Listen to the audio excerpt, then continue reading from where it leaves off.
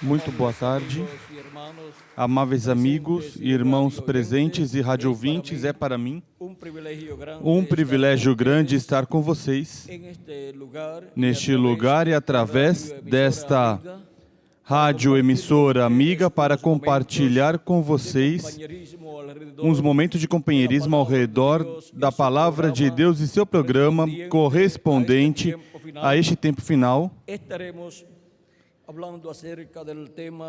Falaremos sobre o tema Deus usa seu nome poderoso para libertar o seu povo. Quero ler no livro de Êxodo, capítulo 3, versículo 1 em diante, onde Deus chamou o profeta Moisés e o enviou para libertar o povo hebreu.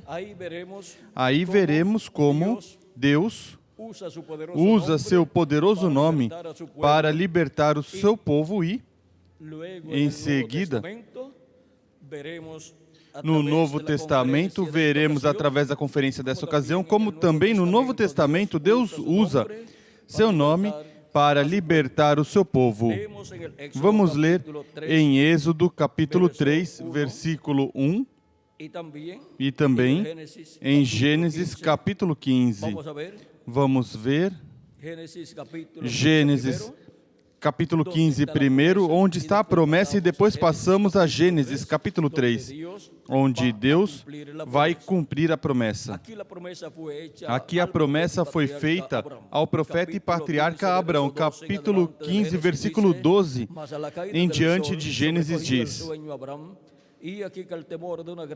Ao pôr do sol caiu um profundo sono sobre Abrão, e lhe sobrevieram grande pavor e densas trevas. Então disse o Senhor a Abrão: Sabe com certeza que peregrina será tua descendência em terra alheia, e será reduzida à escravidão e será afligida por 400 anos.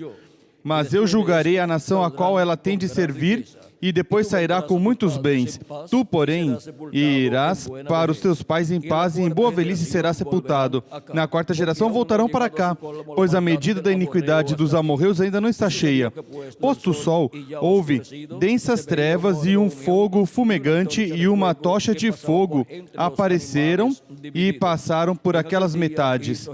Naquele mesmo dia fez o Senhor um pacto com Abrão, dizendo: à tua descendência dei essa terra, desde o rio do Egito até o grande rio Eufrates, o Queneu, o Quenezeu, o Cadmoneu, o Eteu, o Ferezeu, os Refaíns, os Amorreus, o Cananeu, o Gigazeu e o Jebuseu.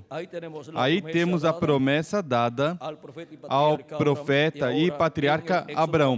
E agora em Êxodo capítulo 3, versículo 1 em diante, Deus desce para cumprir essa promessa ao povo hebreu, a descendência de Abraão. Diz: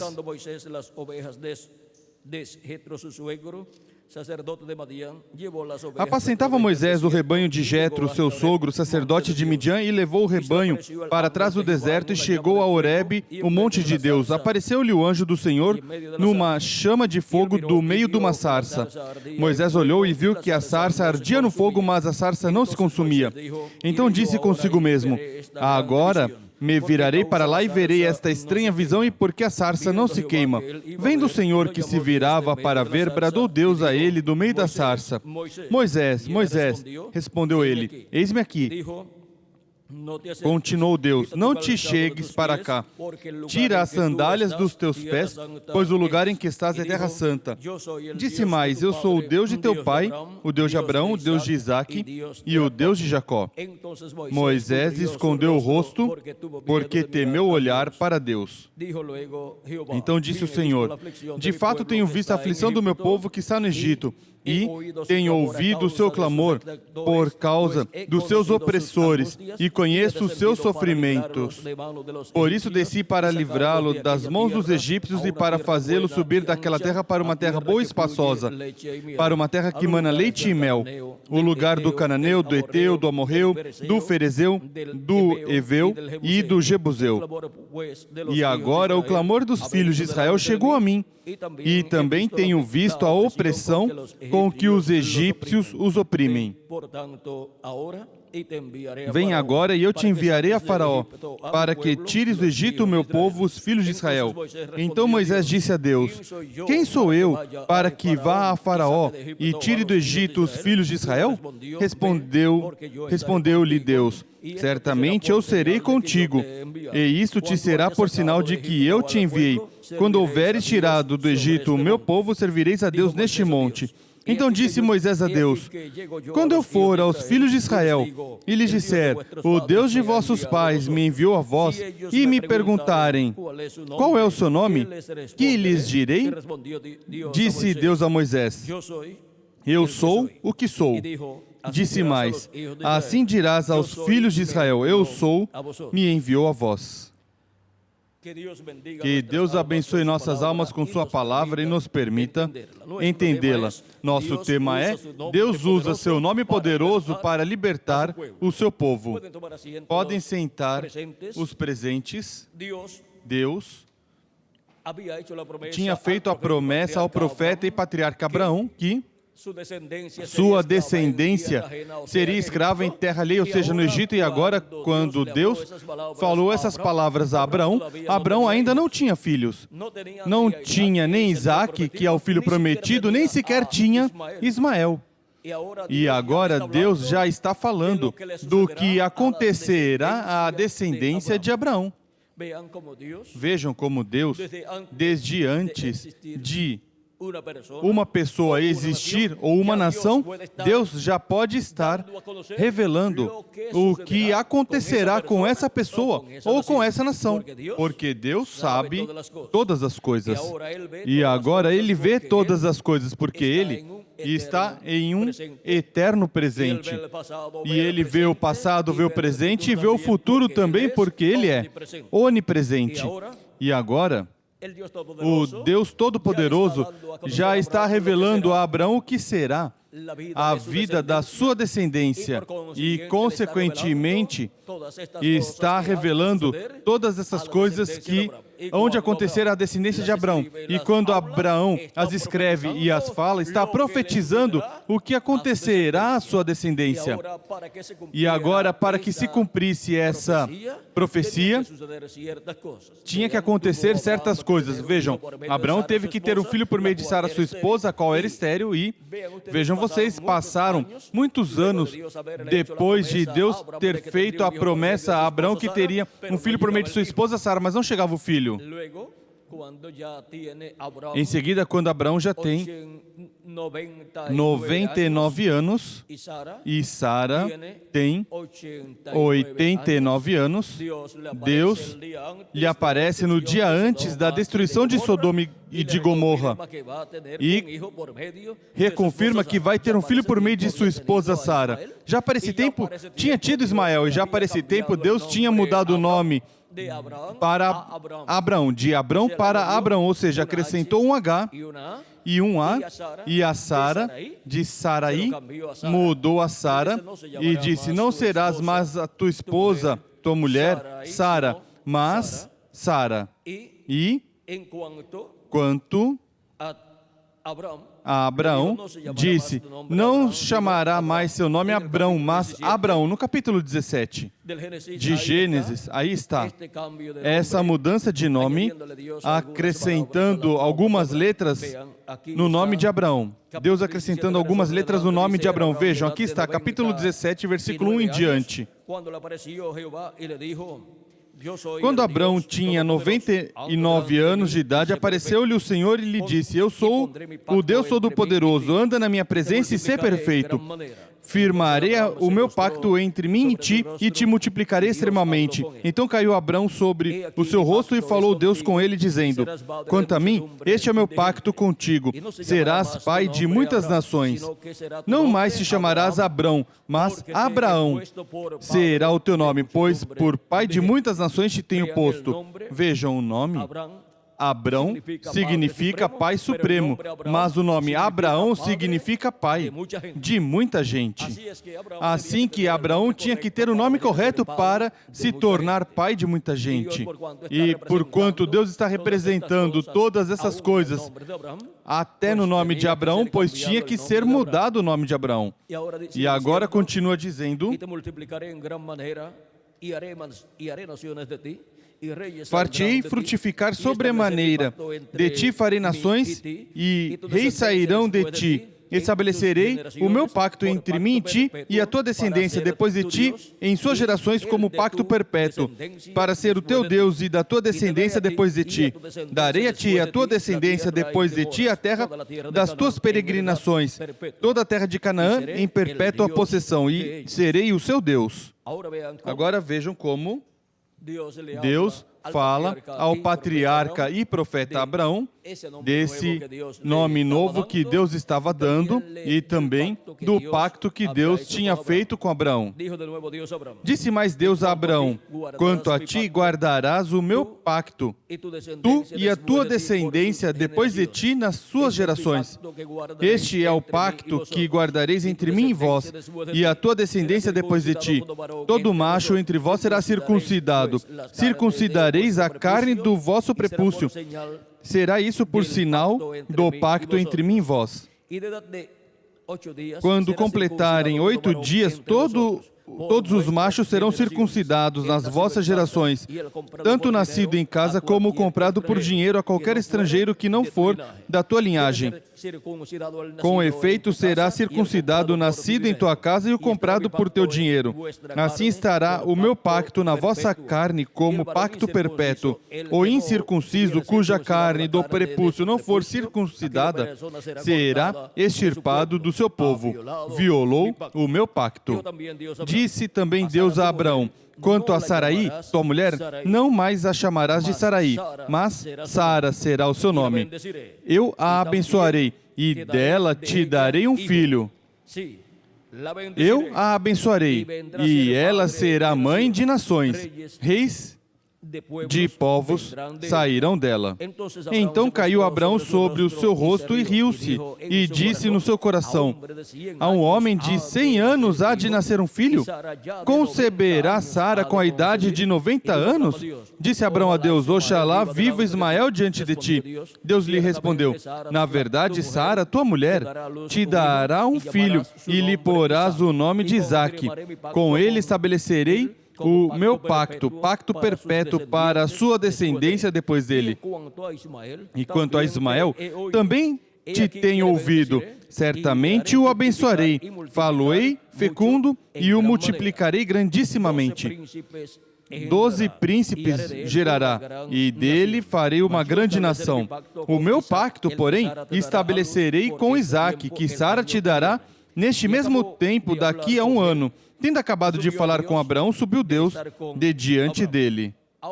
Agora aí podemos ver como Deus falou com Abraão, como mudou o nome de Abraão e como reconfirmou que iria ter um filho por meio da sua esposa Sara, e disse que nome iria colocar. Colocaria por nome Isaque, que significa risada. E agora, vejam vocês como Deus fala ao seu profeta e patriarca Abraão. Profeta, dispensacional, um profeta, dos quais somente há 7 profetas em todo o programa divino. 7 profetas para 7 dispensações. O primeiro foi Adão, para a dispensação primeira, que foi a dispensação da inocência. O segundo foi 7, para a dispensação da consciência. O terceiro foi Noé, para a dispensação do governo humano. Cada um deles tinha a mensagem correspondente a essa dispensação, para a qual eles foram enviados. O quarto foi o profeta e patriarca Abraão, para a quarta dispensação, que é a dispensação da promessa. O quinto profeta dispensacional é o profeta Moisés, para a quinta dispensação, que é a dispensação da lei. Por isso, Moisés veio com a mensagem da lei. Em seguida, o sexto mensageiro dispensacional para a dispensação da graça, que é a sexta dispensação, é o nosso amado Senhor Jesus Cristo. E o sétimo profeta dispensacional para a sétima dispensação, que é a dispensação do reino, é o anjo do Senhor Jesus Cristo. E depois desse, nenhum outro profeta dispensacional e nenhum outro profeta, esse é o último profeta, e por isso Deus o envia como profeta dispensacional. E com esse, o programa de Deus chega à sua feliz conclusão ou cumprimento. Agora, vejam vocês como Deus revela ao profeta e patriarca Abrão e diz sobre o filho que vai ter. Abrão já tem 99 anos e Sara tem 89 anos. E agora Deus diz, o ano que vem terão filho. Ou seja, que Sara, ao ter 90 anos e Abrão 100 anos, iriam receber o filho. Um homem de 100 anos e uma mulher de 90 anos não podem estar esperando ao terem essa idade receber um filho, mas Deus tinha dito que iriam ter um filho. Portanto, Deus rejuvenesceu Abrão e Sara. E agora Abrão e Sara vêm a ter um filho já sendo anciãos em idade, mas tinham sido rejuvenescidos.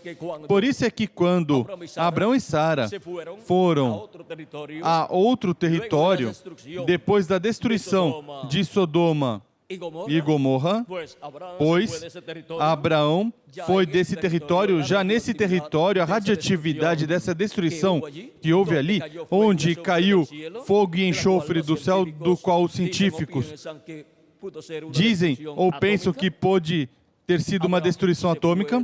Abraão se foi deste lugar e foi a um território onde o rei era Abimeleque, e Abimeleque se apaixonou por Sara. Agora, que rei vai se apaixonar por uma senhora de 90 anos ou de 89 anos? De uma anciã? Nenhum rei. É que estava rejuvenescida. E Abraão também. E agora iriam ter um filho.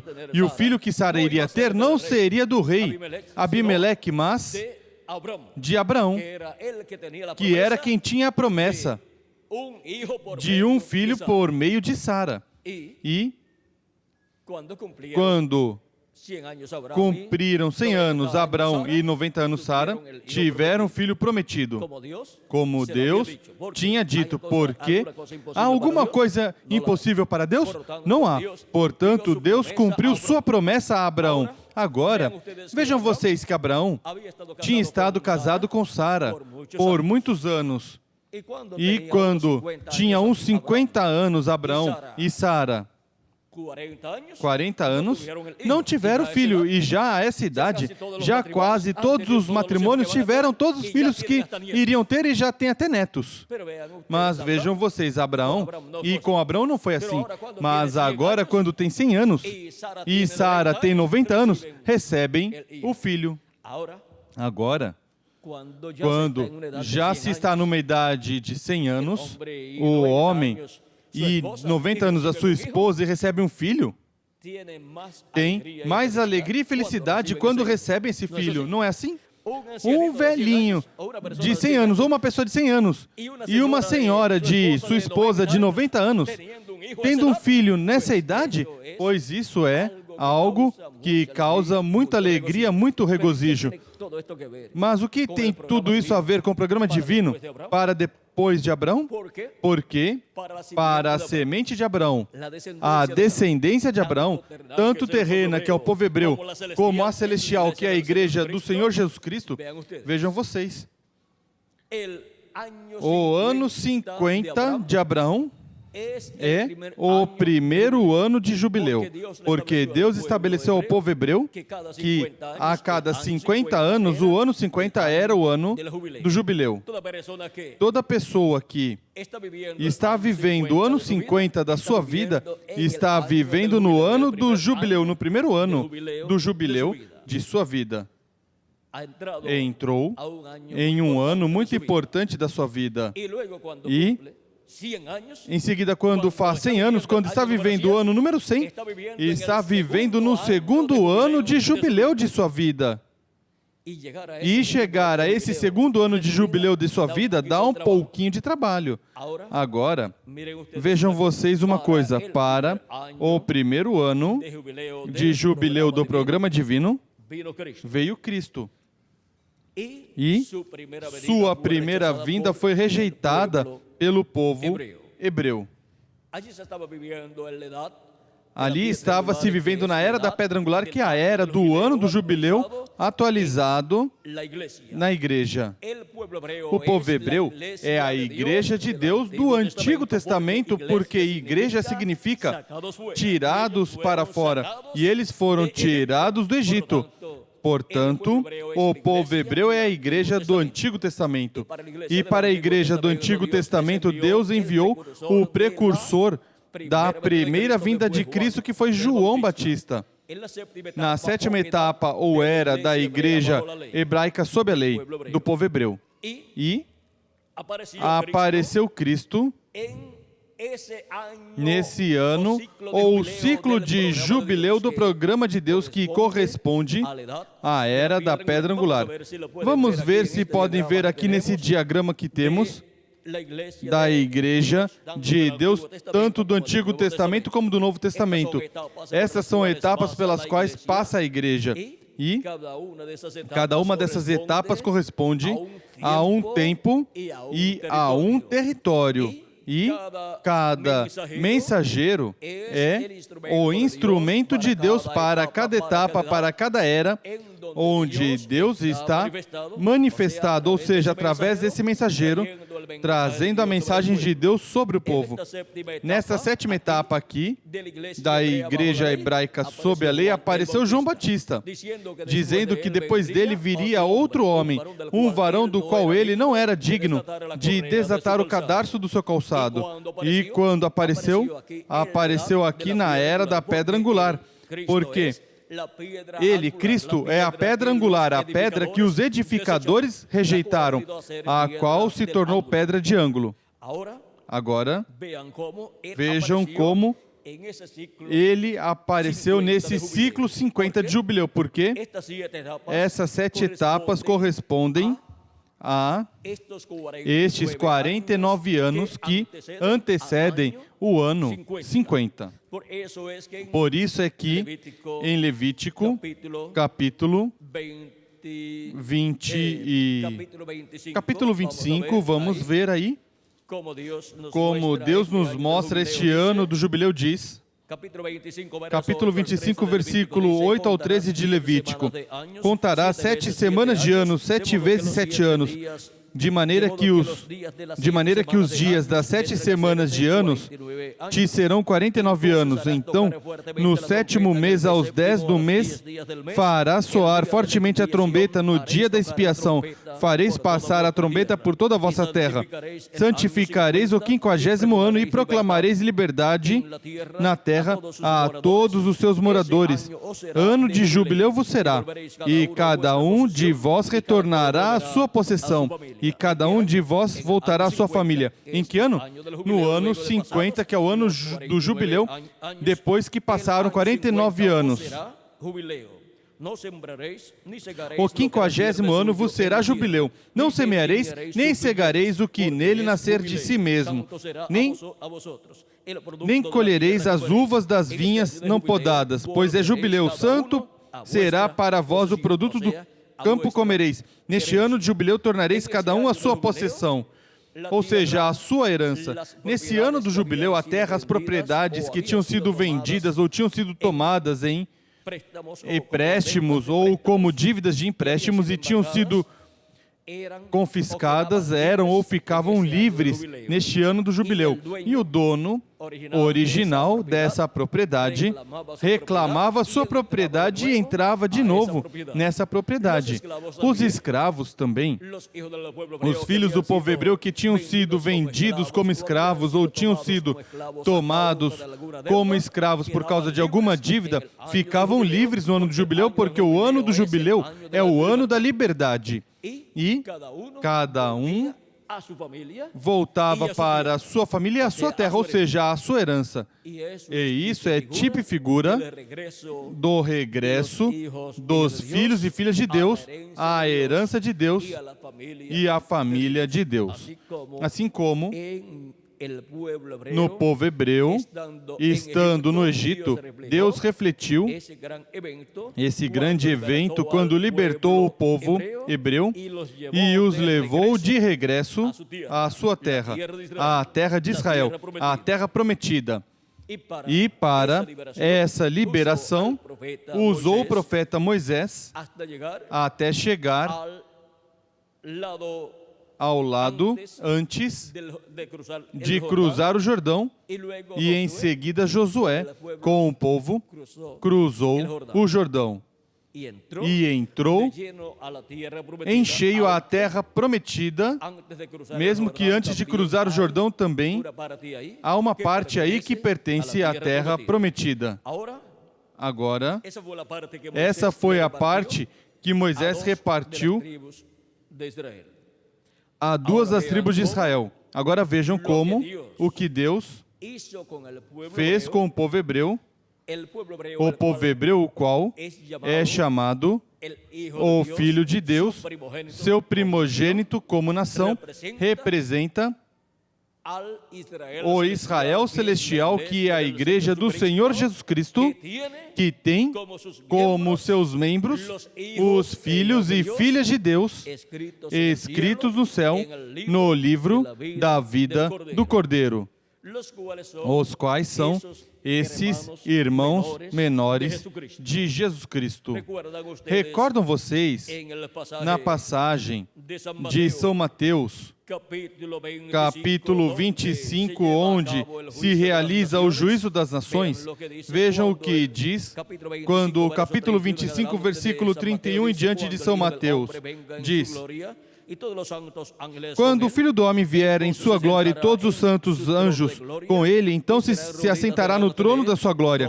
Todas as nações se reunirão diante dele e ele apartará uns dos outros, como o pastor aparta dos bodes as ovelhas. Ele porá as ovelhas à sua direita e os bodes à sua esquerda. Então dirá o rei aos que estiverem à sua direita: vinde, benditos de meu Pai, possuí por herança o reino que vos está preparado desde a fundação do mundo.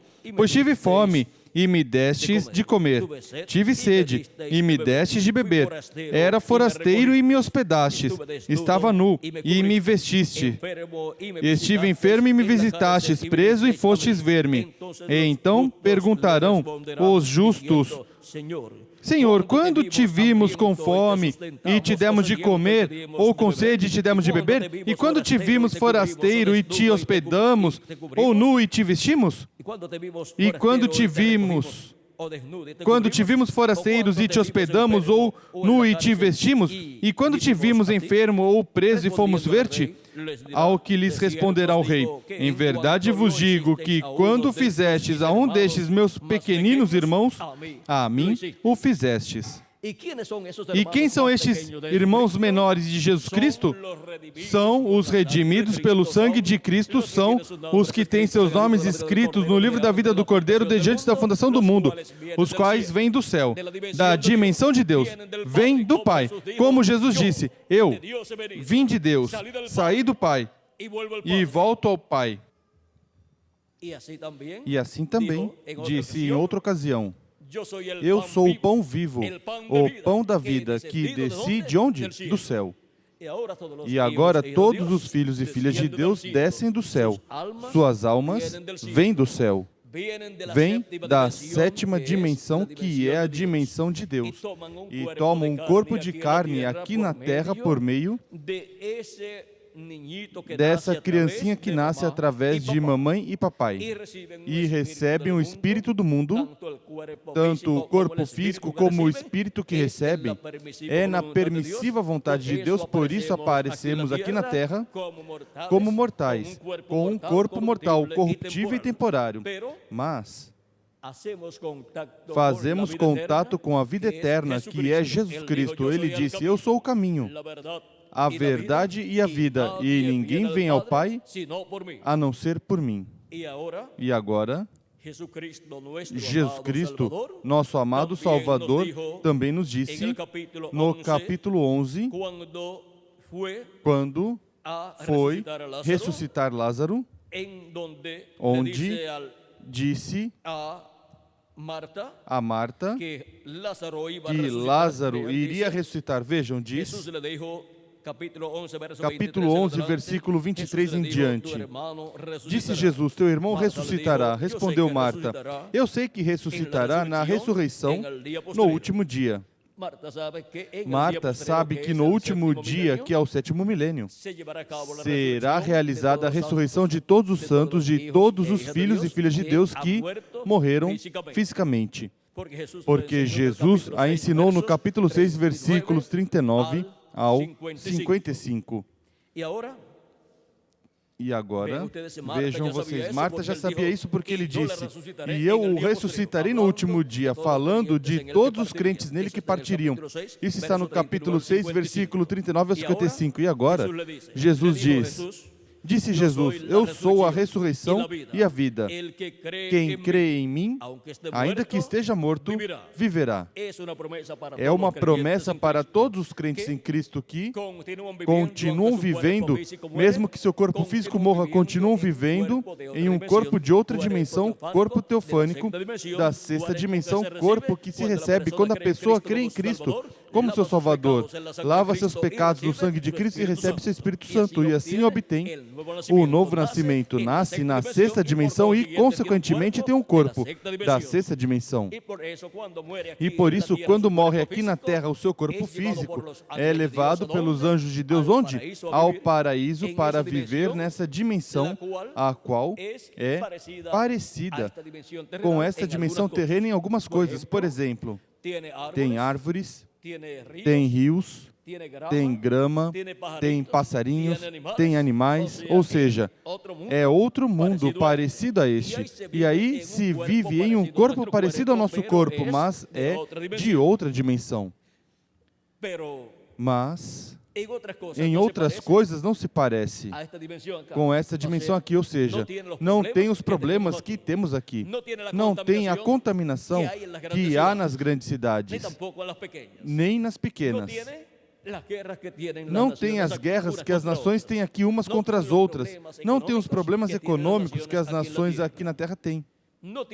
Não tem os problemas sociais que se tem aqui nas nações. Ou seja, os problemas não existem lá.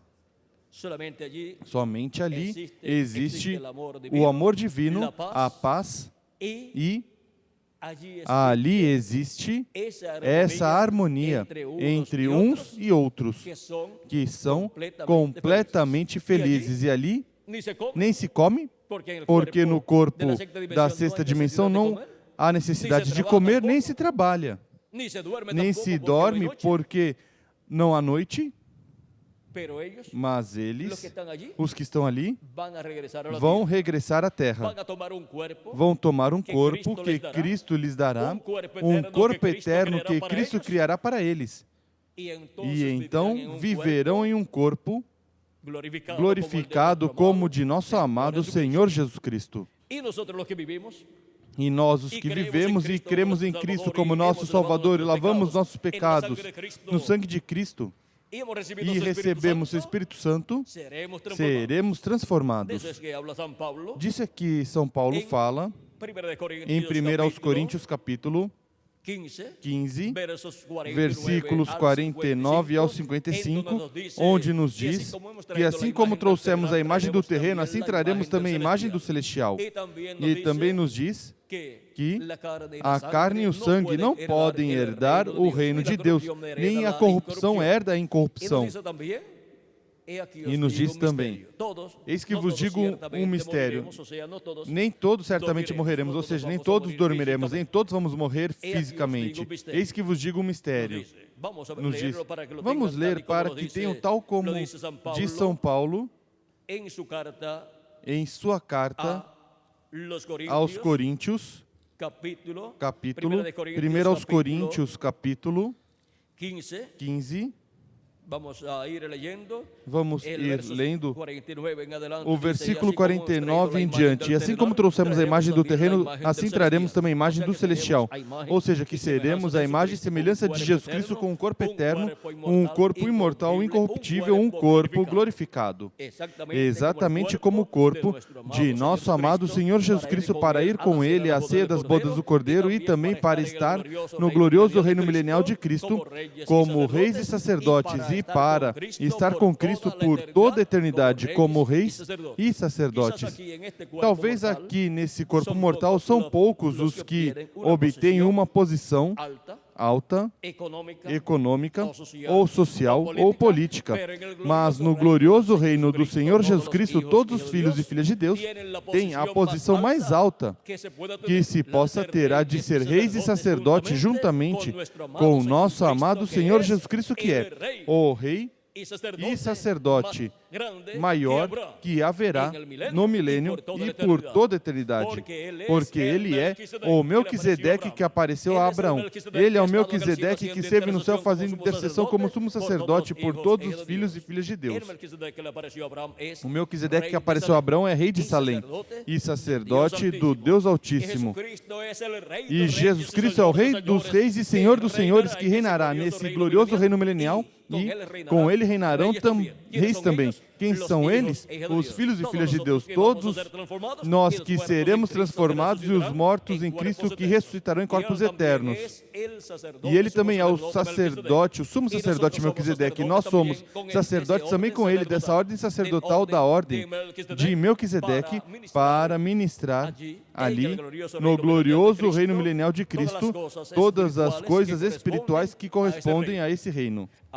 Agora vejam a posição tão alta que temos para o glorioso reino de nosso amado Senhor Jesus Cristo. Agora continuamos lendo aqui, onde nos diz: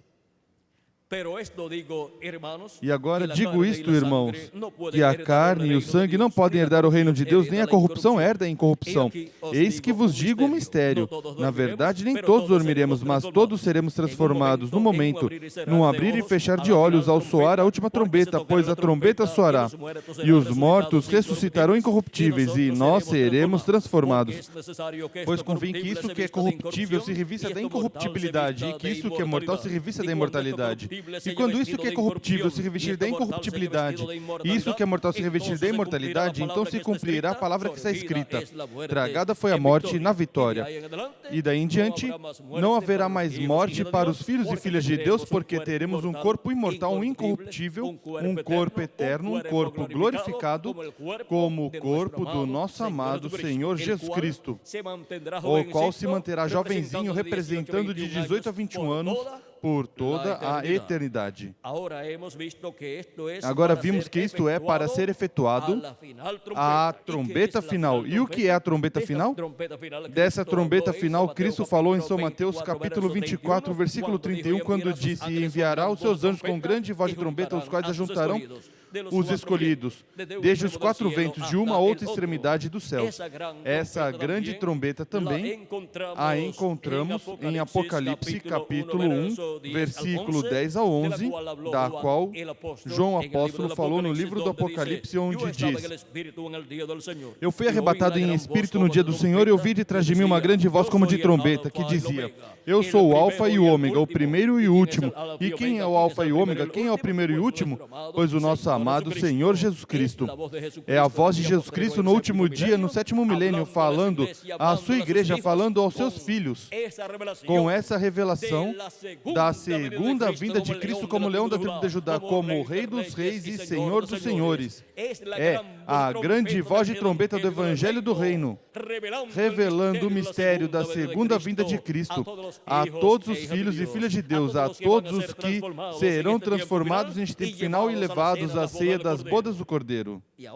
E agora, isso corresponde ao segundo ciclo divino do ano do jubileu. Agora, para o tempo em que Jesus Cristo veio 2000 anos atrás, se estava vivendo nesse ciclo divino do ano do jubileu. E por isso ele esteve pregando o ano aceitável do Senhor. E para este tempo final, entramos novamente nesse ciclo divino do ano do jubileu, onde se prega o dia de vingança do nosso Deus e se revela também a liberação dos filhos e filhas de Deus, que para este tempo final está prometida para todos serem libertados da morte física e do corpo físico mortal e corruptível, porque receberemos um corpo imortal, um corpo incorruptível, um corpo eterno.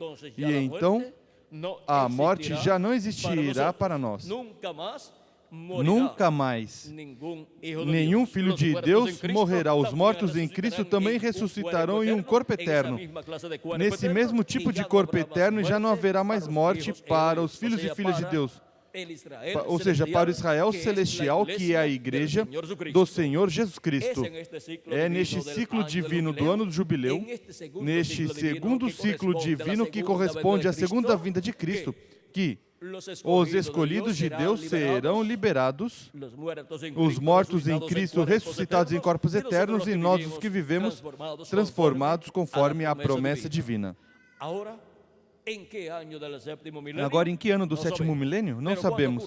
Mas quando ocorrer a ressurreição dos mortos em Cristo, poderemos olhar o calendário e saber em que ano seria a ressurreição dos mortos em Cristo e, neste mesmo tempo, será a transformação de nós os que vivemos e ficaremos completamente libertados da morte física, das enfermidades, dos problemas que existem nesta terra, e já estaremos iguais ao nosso amado Senhor Jesus Cristo. Então veremos a Jesus Cristo em seu corpo glorificado e depois iremos com Ele à ceia das bodas do Cordeiro no céu.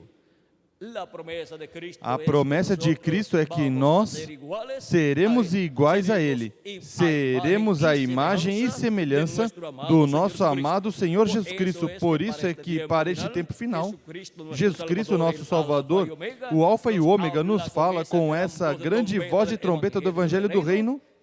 E agora, vejamos que coisas estará nos falando neste tempo final para essa liberação que Ele realizará, assim como a liberação que realizou lá com o povo hebreu escravizado no Egito. No capítulo 4 de Apocalipse nos diz, versículo 1, depois dessas coisas olhei e vi que estava uma porta aberta no céu, e a primeira voz que ouvi como de som de trombeta falando comigo disse: sobe para aqui e te mostrarei as coisas que depois destas devem acontecer. Aqui temos novamente essa voz de trombeta, que é a voz de Cristo, a voz do Alfa e do Ômega nos dizendo: sobe aqui e mostrar-te-ei as coisas que depois destas devem acontecer. E agora, onde vamos subir para que Ele nos mostre todas essas coisas que devem acontecer? Vamos subir à era da pedra angular, que é a era do ano do jubileu, desse ciclo do ano do jubileu, para ouvir a voz de Cristo nos revelando todas estas coisas que vão acontecer, as quais estão no Antigo Testamento e Novo Testamento já profetizadas. E agora, por meio de quem nos estará falando Jesus Cristo e Espírito Santo, anjo do Senhor, neste tempo final?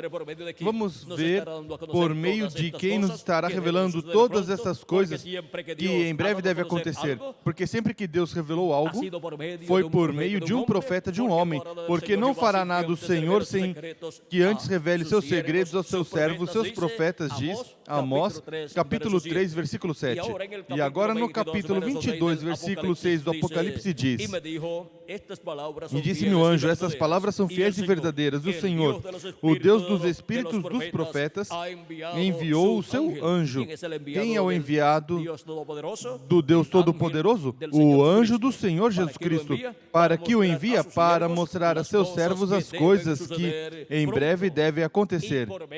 E por meio desse anjo mensageiro, desse profeta mensageiro, que é o sétimo profeta dispensacional, o profeta da dispensação do reino, e o último profeta de Deus que ele envia ao seu povo, a este planeta Terra. Por meio desse profeta nos revela todas as coisas que em breve devem acontecer neste tempo final. E por isso também João, o apóstolo, se prostrou aos pés deste anjo e quis adorar este anjo. Vejam, na continuação, aqui neste mesmo capítulo 22, lemos o versículo 6 e na continuação, no versículo 7 até o 10 diz: He aqui vengo pronto, bienaventurado el que guarda las palabras eis de la que profecía de este libro. cedo venho. Bem-aventurado aquele que guarda as palavras da profecia deste livro. Eu, João, sou quem ouviu e viu estas coisas, e havendo-as ouvido e visto, prostrei-me aos pés do anjo que me mostrava essas coisas para adorá-lo. Então ele me disse: olha, não faças isso. Eu sou conservo teu e de teus irmãos, os profetas, e dos que guardam as palavras deste livro. Adora a Deus. Agora vejam como este anjo do Senhor Jesus Cristo diz: eu sou, não faças, não me adores. Diz: eu sou conservo teu e de teus irmãos os profetas e dos que guardam as palavras deste livro. E agora como Deus chama os seus profetas? Em Amós capítulo 3, versículo 7 diz: porque não fará nada do Senhor sem que antes revele seus segredos aos seus servos, seus profetas. Aos seus profetas os chama seus servos. E agora este anjo mensageiro de Jesus Cristo se identifica como um conservo dos profetas, ou seja, um colega dos profetas. E quando, digamos que um médico ou um advogado se encontra com um grupo de pessoas e diz: eu sou o colega deste grupo que está aqui. Então, essas outras pessoas são médicos também. E agora, este anjo mensageiro de Jesus Cristo é um colega de todos os demais profetas. É um profeta e é o maior profeta que Deus envia à sua igreja e o envia neste tempo final. E é a primeira ocasião em que Jesus Cristo envia à sua igreja um profeta dispensacional.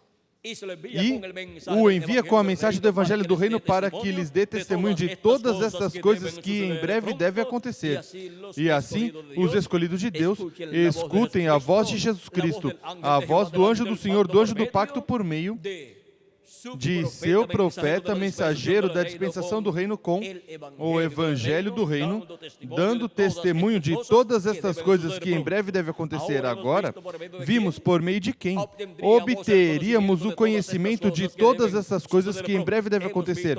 Vimos por meio de quem Jesus Cristo estará falando neste tempo final, na era da pedra angular, e nos revelando todas estas coisas que em breve devem acontecer. Esta era, a era da pedra angular, corresponde ao ano do jubileu, ao ano número 100 da vida de Abraão,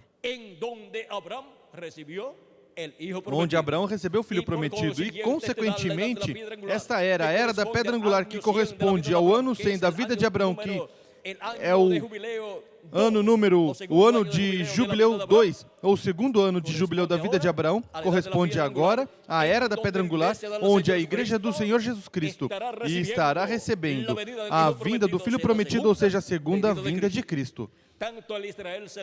Tanto Israel celestial, que é a igreja de Jesus Cristo, como Israel terreno, o povo hebreu, estarão recebendo na era da pedra angular a vinda do Filho prometido, a segunda vinda de Cristo. Agora viram por que tinha que ser no segundo ano de jubileu de Abraão, que era o ano número 100, onde o Filho prometido, do qual Deus falou a Abraão, tinha que vir? Porque isso tipifica a segunda vinda de Cristo, no segundo ciclo do ano do jubileu, onde a igreja do Senhor Jesus Cristo o receberá. E, em seguida, o povo hebreu também o receberá. Na primeira vinda de Cristo, o povo hebreu não o recebeu. Mas em sua segunda vinda, no ciclo divino do ano do jubileu, o receberá nesse segundo ano de jubileu. Agora, podemos ver Porque tinha que ser no ano 100 da vida de Abraão que o filho prometido viria e traria alegria, felicidade e bênção a Abraão e a Sara e a todo o povo hebreu que descenderia de Isaac, por meio, depois de Jacó, e por meio dos filhos de Jacó. Agora, podemos ver como para a descendência de Abraão, a terrena por meio de Isaac e a celestial por meio de Jesus Cristo, a bênção da vinda do Filho do Homem, a bênção da segunda vinda de Cristo é a promessa da vinda do Filho prometido para o tempo final, para a liberação do Israel celestial, ou seja, da Igreja de Jesus Cristo, porque seremos libertados da morte física, seremos libertados também da corrupção deste corpo mortal, porque este corpo é corruptível. Seremos libertados de tudo o temporal e teremos um corpo glorificado. Isso é a liberação dos filhos e filhas de Deus para este tempo final. É chamado também por São Paulo em Romanos capítulo 8, versículo 14 ao 39, a liberdade gloriosa dos filhos de Deus ou a adoção dos filhos de Deus, que é a adoção, ou seja, a redenção do corpo físico, onde seremos redimidos fisicamente, sendo transformados e obtendo assim um corpo físico. Redimir significa voltar ao lugar de origem. E os filhos e filhas de Deus voltarão a ter corpos eternos e serão a imagem e semelhança de nosso amado Senhor Jesus Cristo. E assim entrarão à terra prometida do corpo novo e depois à terra prometida do glorioso reino milenial de Jesus Cristo.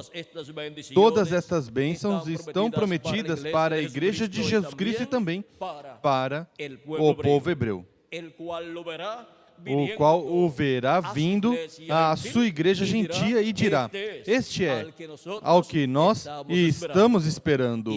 E assim,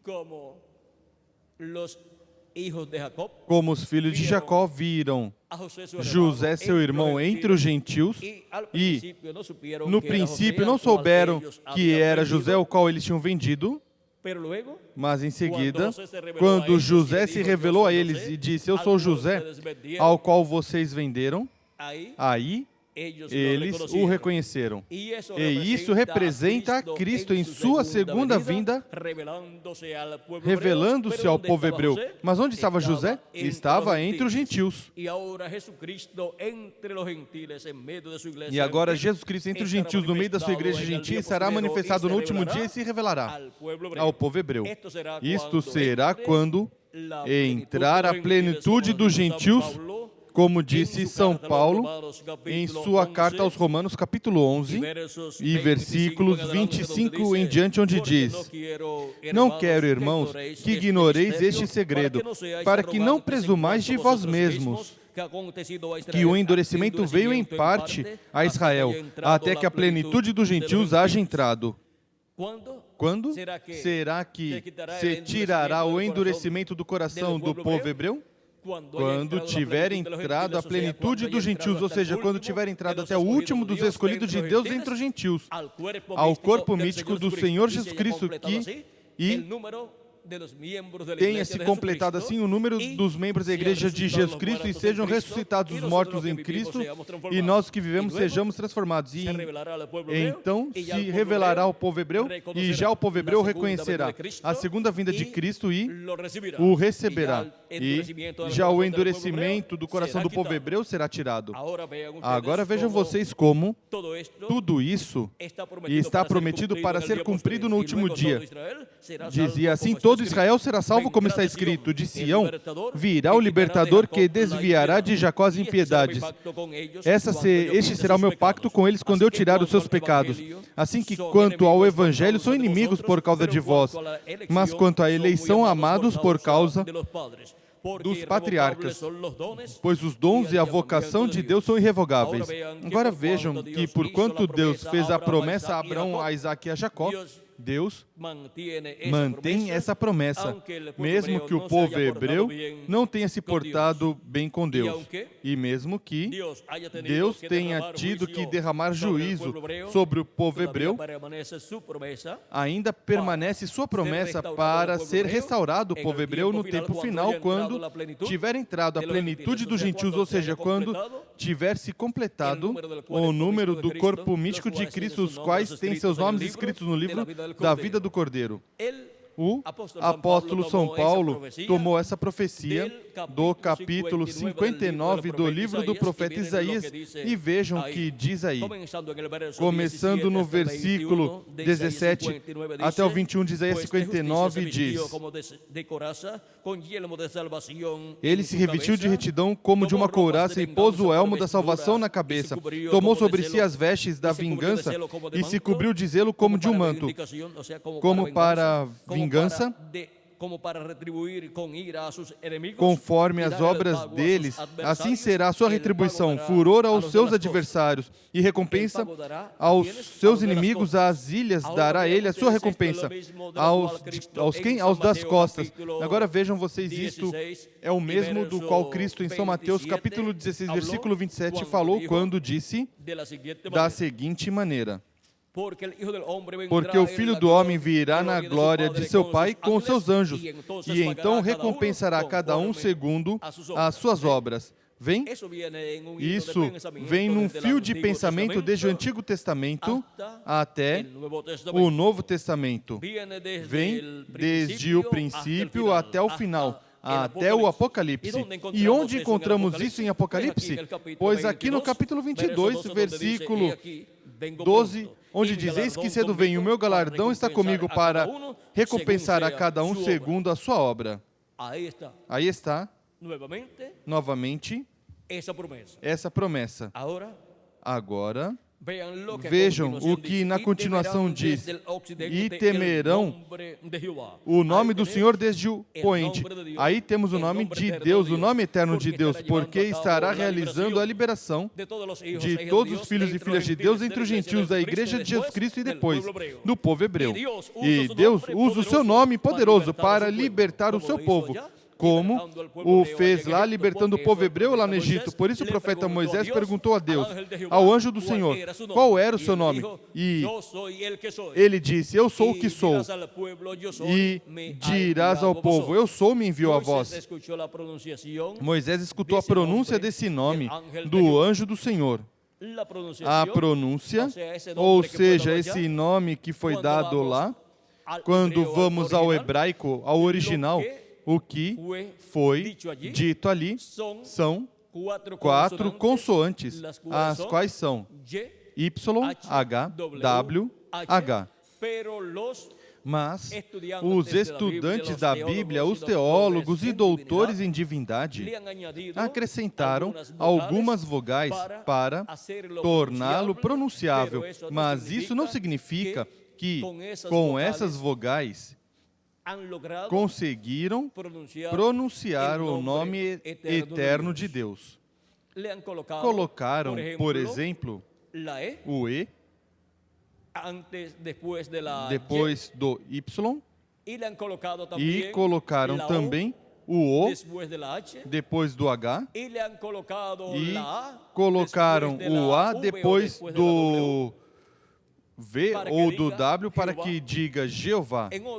Em outras ocasiões também anteriores a essa, tinham colocado algumas vogais e faziam a pronúncia como Yahweh ou Javé, mas nenhuma dessas é a pronúncia exata. Mas Moisés sim a escutou.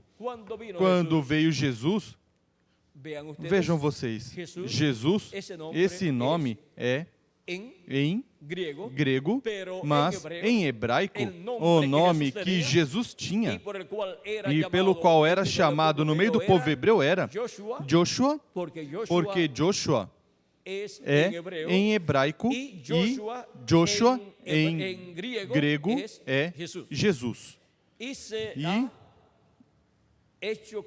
E se fez comum, se tornou comum o nome Jesus entre os gentios, Y por eso se usa E el nombre por Jesús, isso porque se usa o está nome usando Jesus, porque está se conforme usando al conforme ao griego. grego. Pero si se usa conforme Mas, al hebreo, se se diría entonces Usa Joshua, conforme ao y ahí hebraico, ustedes pueden se diria ver então Joshua. que en ese nombre tiene la E aí Y, vocês podem ver porque Joshua que nesse nome tem o comienza con Y, porque Joshua griega, começa com Y, ou con seja, Y. com Y, También tiene também la H tem o H en cierto lugar, em certo Joshua, lugar, Joshua, é esse. ou seja, Y, o é sea, Y, Y, ou seja, o Y, O, O, S, S, H, H, U, A, A.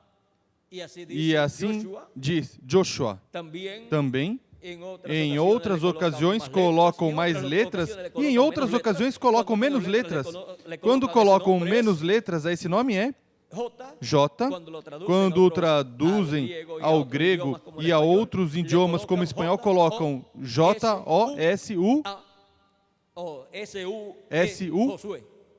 Josué, que é Joshua, o qual é Josué. E sabem vocês que o ajudante de Moisés, o qual era Josué, tinha o nome de Jesus? Tinha esse nome colocado aí. Antes, Josué não se chamava Josué. O nome de Josué era outro, mas Moisés mudou o nome do seu ajudante. Um bom ajudante que Moisés tinha. Vejam, vamos ver como se chamava Josué antes de mudar o nome.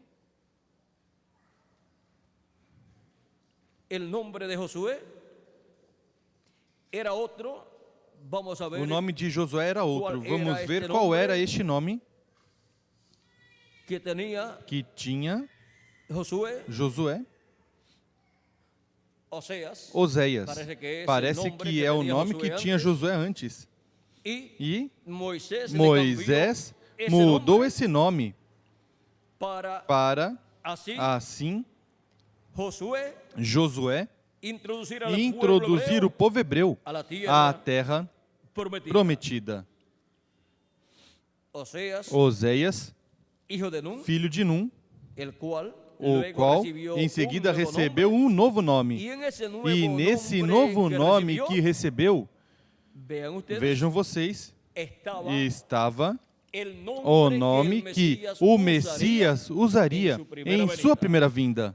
Agora, Josué é um descendente de Efraim.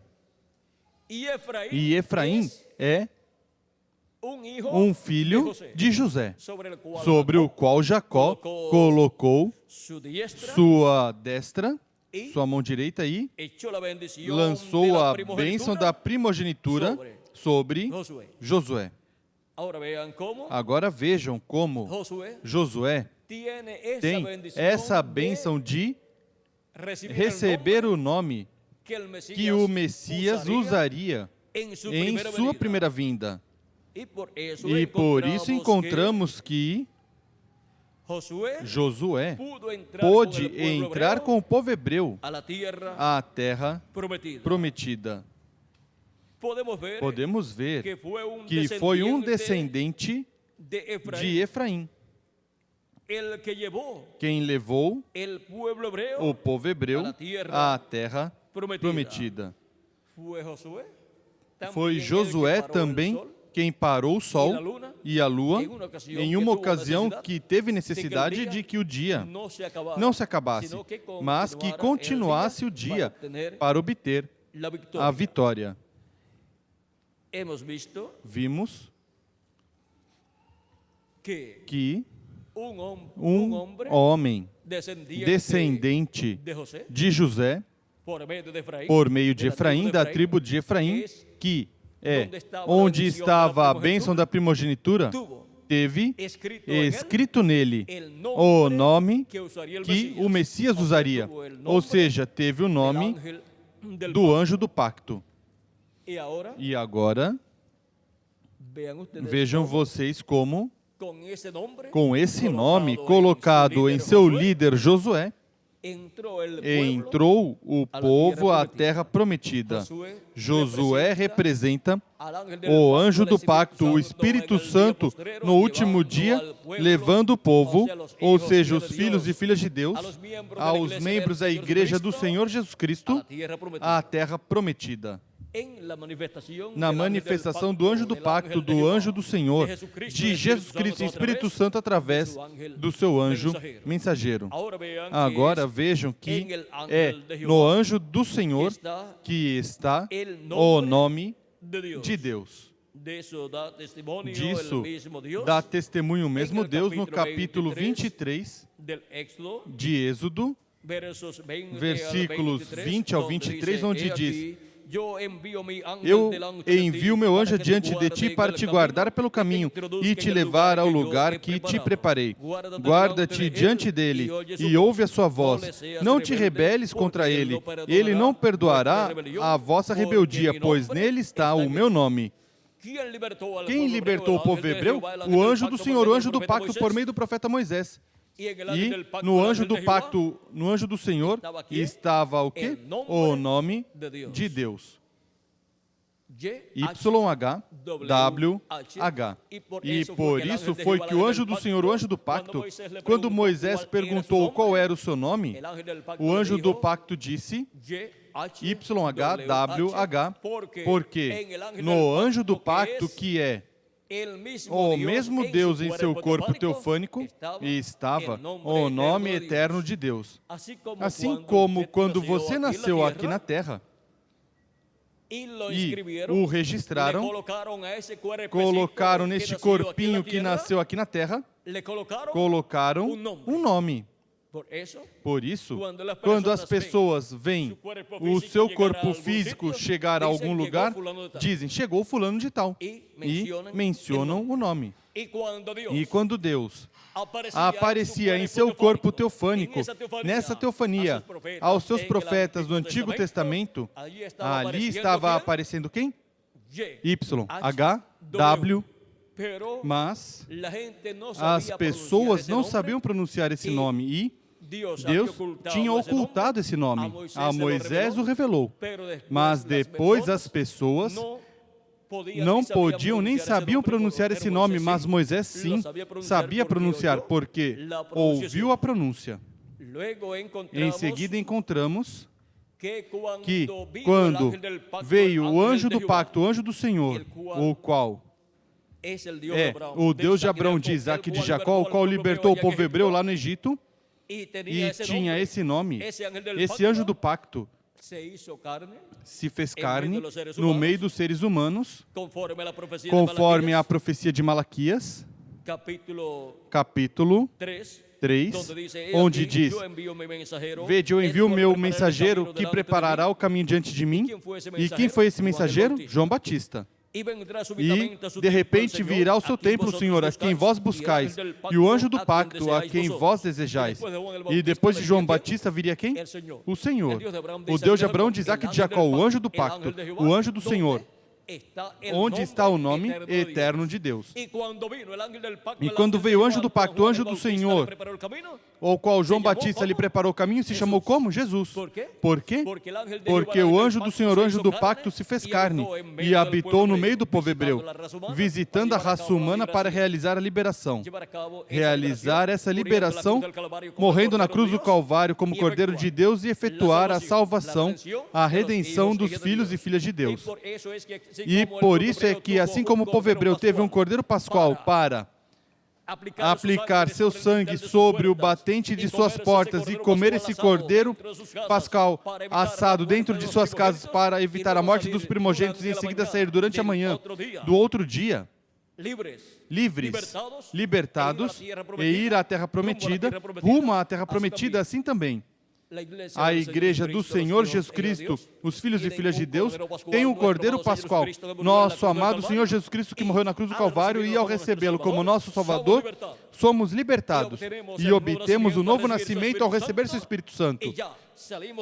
E já saímos do Egito, ou seja, saímos do mundo, e estamos rumo à terra prometida.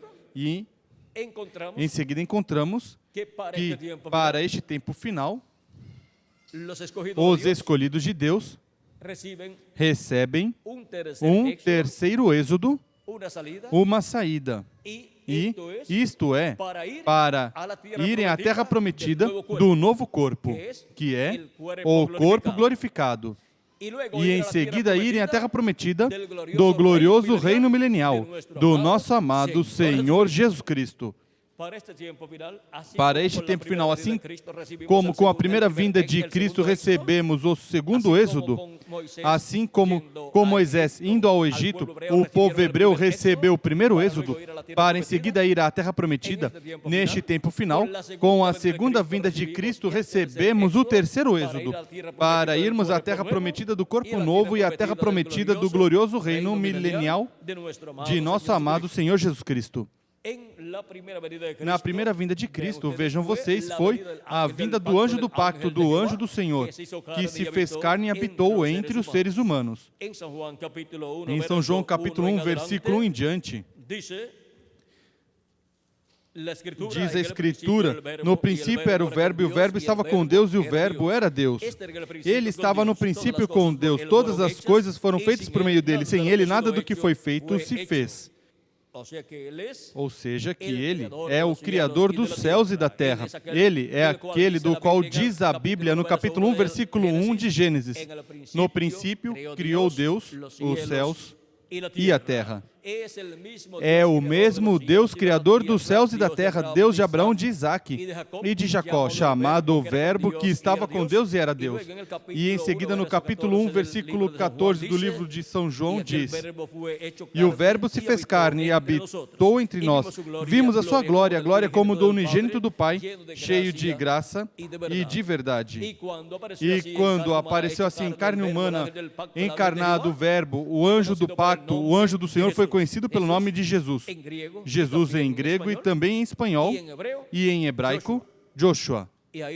E aí está, temos o Y e o H. Desse nome eterno de Deus, desse nome do anjo do pacto do eu sou do Deus de Abraão, de Isaque e de Jacó. E para o último dia, no livro do Apocalipse capítulo 19, temos a promessa da vinda do anjo do pacto, da vinda do Deus de Abraão, de Isaque e de Jacó, da vinda do cavaleiro do cavalo branco de Apocalipse 19, a vinda do Verbo. E agora vem para a sua igreja gentia, para o Israel celestial, como veio 2000 anos atrás para o Israel terreno. Agora vem no último dia para o Israel celestial, que é a sua igreja, e também para o Israel terreno, para o povo hebreu. Apocalipse capítulo 19, versículo 11 ao 21 diz: Vi o céu aberto e eis um cavalo branco, e o que estava sentado sobre ele chama-se Fiel e Verdadeiro, e julga e peleja com justiça. E os seus olhos eram como chamas de fogo, e sobre a sua cabeça havia muitos diademas, e tinha um nome escrito que ninguém sabia senão ele mesmo. Aí tem um nome que ninguém conhecia. Agora o nome Jesus todos conhecem agora. Em sua segunda vinda, vem com um nome novo, com um nome que ninguém conhecia. Estava vestido com um manto salpicado de sangue, e o seu nome é o Verbo de Deus. É a vinda do Verbo. Portanto, é o Verbo quem vem. O seu nome é o Verbo.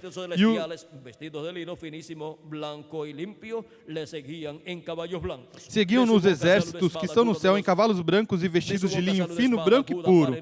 Da sua boca saiu uma espada afiada para ferir com ela as nações.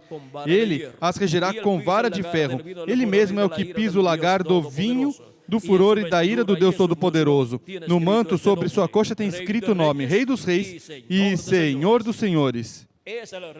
É o Rei dos Reis e Senhor dos Senhores, nosso amado Senhor Jesus Cristo, o anjo do pacto, o anjo do Senhor, quem libertou o povo hebreu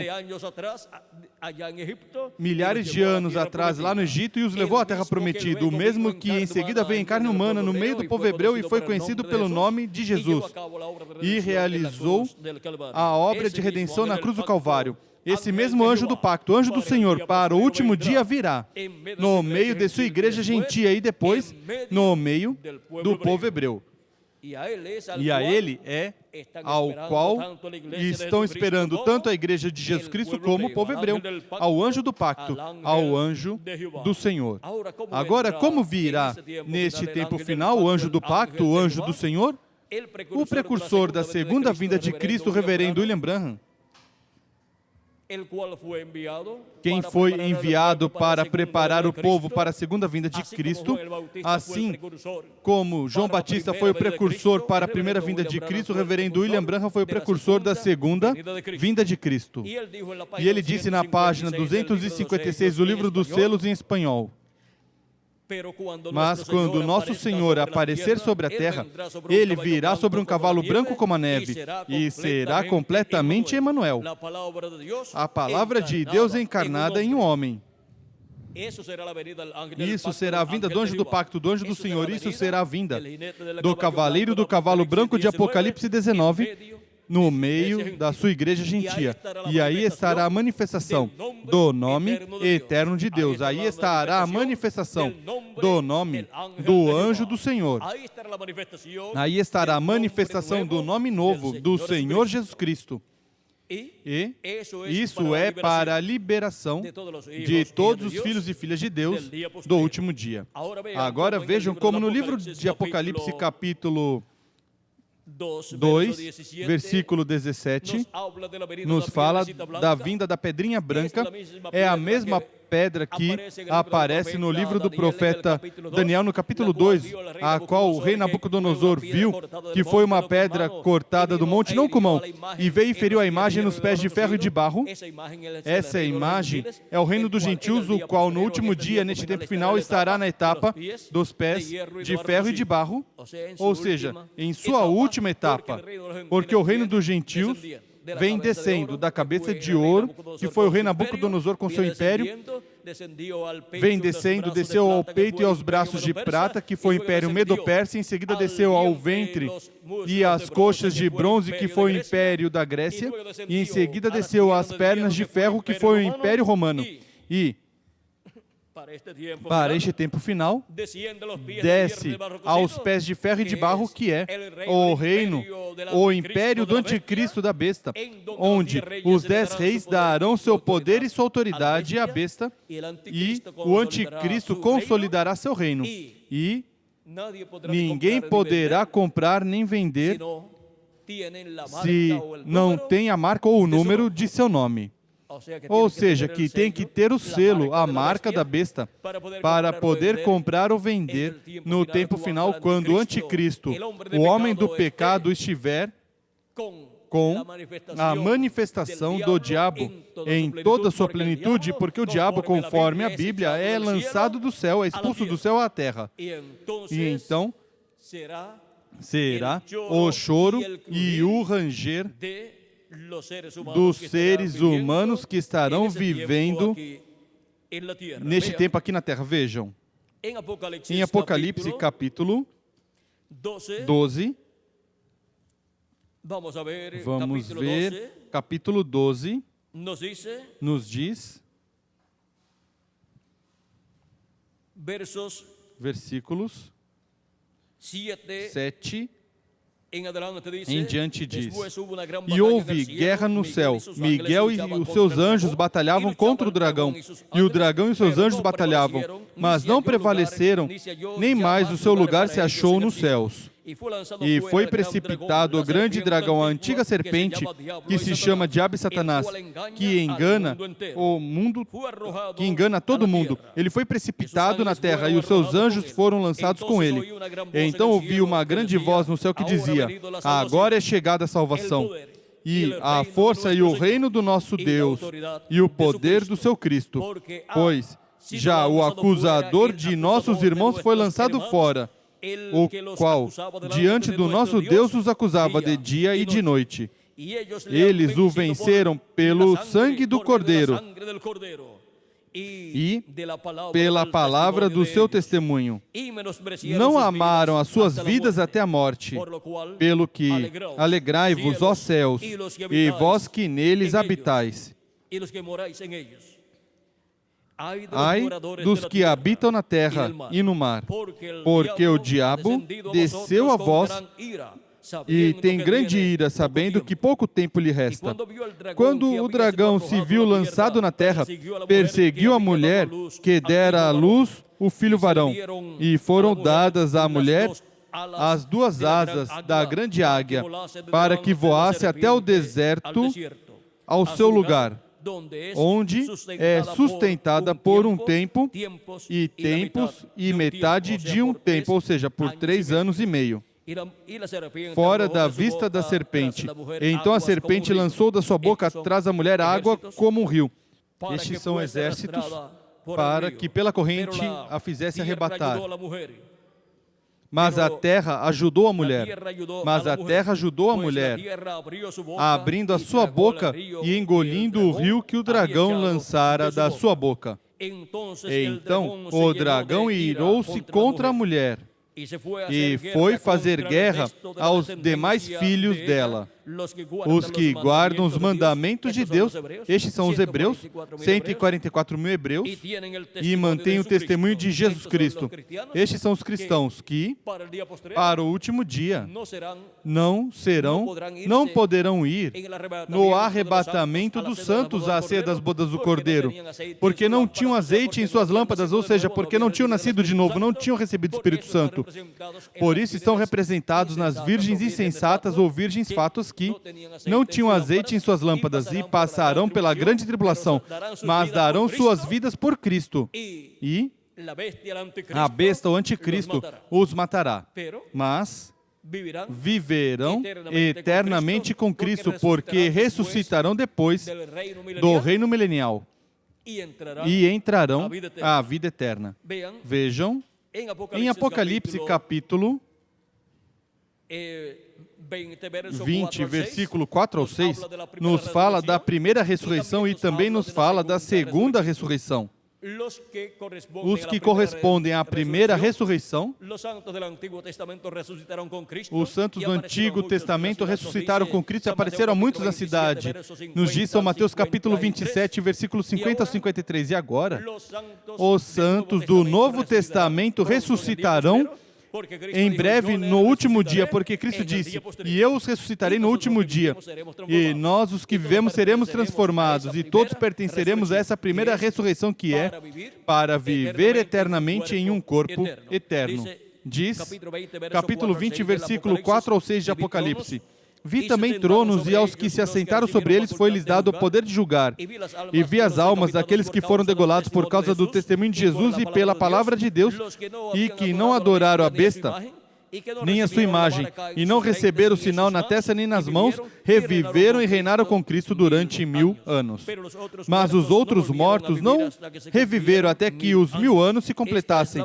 Esta é a primeira ressurreição. Bem-aventurado e santo aquele que tem parte na primeira ressurreição. Sobre estes não tem poder a segunda morte, mas serão sacerdotes de Deus e de Cristo, e reinarão com ele durante os 1000 anos. Reinaremos com Ele como reis e como sacerdotes, nesse glorioso reino milenial de Cristo, e, com Ele, administraremos tudo o que corresponde à parte política do seu reino e também o que corresponde à parte religiosa. Tudo isso é assim porque, para este tempo final, assim como aconteceu para Deus libertar o povo hebreu, Ele usou seu nome poderoso para libertar o seu povo lá, e para este tempo final também estará usando seu nome poderoso para libertar o seu povo neste tempo final. Na vinda do cavaleiro e do cavalo branco de Apocalipse 19, que vem com um nome que ninguém conhece. Esse é o nome eterno de Deus. Por isso diz, Apocalipse capítulo 3, versículo 12, ao que vencer, falando de quem vencer, eu farei coluna no templo do meu Deus e de onde jamais sairá, e escreverei sobre ele o nome do meu Deus e o nome da cidade do meu Deus, a Nova Jerusalém, que desce do céu da parte do meu Deus, e também o meu novo nome. Há pessoas que não sabem que Jesus Cristo tem um nome novo, pois Apocalipse capítulo 3, versículo 12 o diz. Esse é o nome novo que tem a pedrinha que vem Em Apocalipse, capítulo 2, versículo 17, onde diz: ao que vencer darei a comer do maná escondido e dar-lhe-ei uma pedrinha branca. E na pedrinha um novo nome escrito, o qual ninguém conhece, senão aquele que o recebe.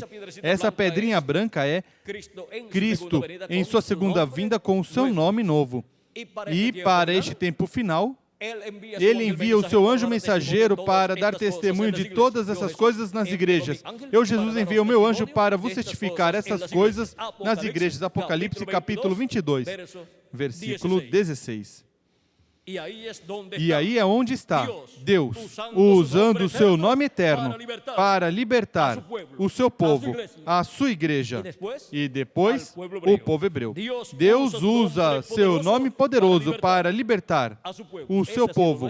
Esse foi o nosso tema para esta ocasião, e vimos neste tema e sob este tema a obra que Deus estaria fazendo neste tempo final no meio dos gentios, no meio da sua igreja gentia, e também a obra que fará no meio do povo hebreu. Foi para mim um privilégio muito grande, amados amigos e irmãos presentes e radiovintes, estar com vocês nesta ocasião, dando testemunho de Deus usa o seu nome poderoso para libertar o seu povo. Que Deus continue abençoando a todos.